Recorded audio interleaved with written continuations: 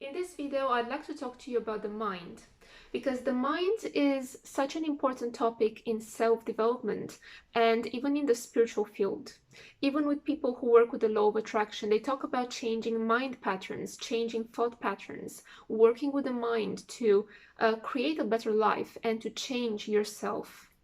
I think that is not the right approach because the mind is a mere tool, it is a mere interface that processes energy and that interprets energy and gives birth to emotions, thoughts, and then actions. But the mind is not the thing, the ultimate place that we can go to work with when it comes to making changes in ourselves, in our own consciousness, and in the world, and in our own lives, and in the world generally. So if we want to create changes within ourselves and within our surroundings, it is best to work with energy. Energy is literally everywhere. Everything in the quantum field is energy. Everything is made out of atoms. Atoms are 90% energy. In 2011, when I started seeing and perceiving the etheric energy, I literally started seeing this kind of gas-like, it's almost like a gas and liquid at the same time, this kind of substance that is not solid. I'm not sure if I can describe it as a gas or as a liquid, but I started seeing this kind of silvery blue substance around literally everything. It was not just around my own body, my fingers, when I would move my fingers, for example. I would see this substance, this kind of energy around everything. Like literally, if I would like take a pen or if I would take any object, I would see that energy around it. So I know personally, firsthand, by witnessing this and by the fact that I have been perceiving the etheric energy since 2011, I know and I can see that everything is energy. Everything around us has a certain information, let's say, because all that energy is information. Energy is information, information about itself, about oneself, about what it is. An object has information about itself. An object can store memory about itself, given the processes that it went through to be created, given its purpose, its meaning, and given, how people handle it and what they use it for. Anything has an imprint. Everything and anything has information about itself.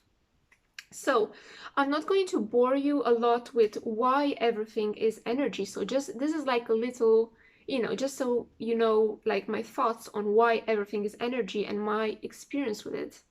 So everything around us is energy. Everything is made out of energy. And literally this is what we call the quantum field. So to work with the mind is a really limited approach because the mind is just one part of our consciousness, which is literally the interface. The interface between this energy field, which we call the quantum field, everything that is energy, and our bodies and our senses and our own human consciousness. So the mind filters energy, it perceives energy, it interprets energy, it processes energy, and it gives birth to emotions, thoughts, and actions. So you can work with this interface, of course, and hack the interface, so to speak. Or you can work with what actually creates everything, including your personality, your mind, your thoughts, your actions, and your emotions. And that ultimately is energy. So energy influences thoughts. Energy creates emotions. Emotions are literally emotions, energies in motion.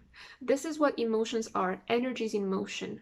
They are the ways in which our brain perceives and interprets certain energies. This is what emotions are. When you feel an emotion, you actually feel the taste of a certain energy. So energy can influence our minds. Energy can influence the subconscious mind and the conscious mind. It can influence our bodies. It can influence our health. Energy can influence our decisions. Energy can influence how we perceive something.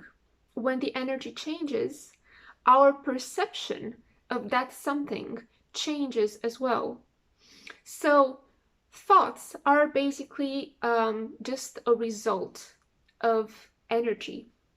Emotions are just a result of the ways in which our brain, our minds perceive and interprets energy. So at the end of the day, energy is the most important.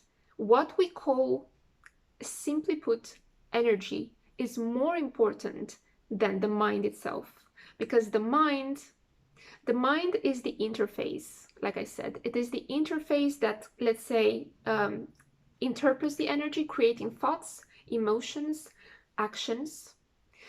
But you might try to work with the interface. But if the energy, the energetic baggage, the influences that come your way in terms of energy, if they are against the thoughts that you're trying so hard to change, or the mind patterns that you're trying so hard to change, it's going to be a really long, bumpy road, because you're going to be hit with loads and loads and loads of resistance. And this is what people call, like, this phenomena is resistance. Resistance is basically when you're trying so hard to work with the interface, to hack the interface, which is the mind, but there's the energy that actually resists. So these are my thoughts about the mind, the brain, and working with the mind. Yeah, you can work with the interface, but more powerful, more rapid, more lasting changes are when you're actually working with what is coming your way, and the interface, this interface interprets, which is ultimately the quantum field, energy and information from the quantum field. Simply put, energy. So energy is more important than working with your mind or with your brain. The mind works in algorithms.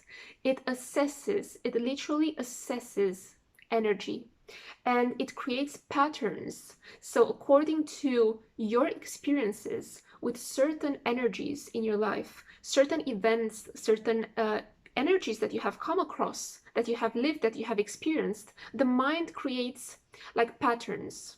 So it is like a computer, literally like a computer, but without this fuel at the end of the day, without the plug-in, without the battery, which is energy. And without this, it's more than actually a battery. It is the actual information, it is the program that comes into that computer.